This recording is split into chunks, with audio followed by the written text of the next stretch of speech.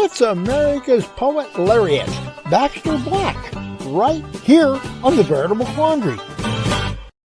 When you hire onto a cowboy crew, you're working with all kinds of different cowboys. Some of them are top hands, can rope and ride and go with the best of them. And then you got the kind of guys that just ease along, do their part, but you don't expect too much. And then there's always that one or two that you wonder, what in the world are they doing here in the first place? It's a land of nitwits. Nitwits are partial to wisdom that's usually corny and trite. But the worst part of nitwit wisdom is when the nitwit is right. I was riding pasture for Brimhall, checking for bad eyes and such. He'd hired this nitwit to help me.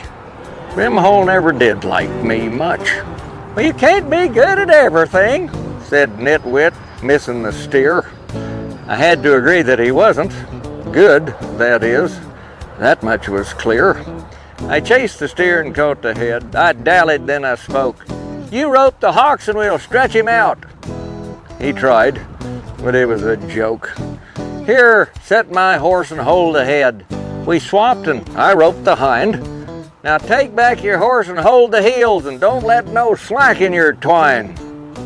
I got off to doctor the steer and fished for my last syringe, when a hoof lashed out and cracked my hand and doubled my arm like a hinge.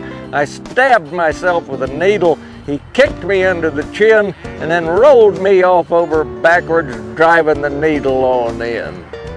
"Don't let go of your dally!" Dang!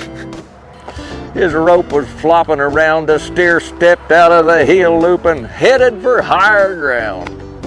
"You sorry excuse for nothing, you line-bred drizzle and dope.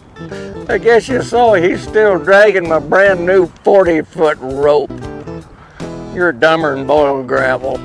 I told you to keep your slack tight. Now you'll probably die of pneumonia."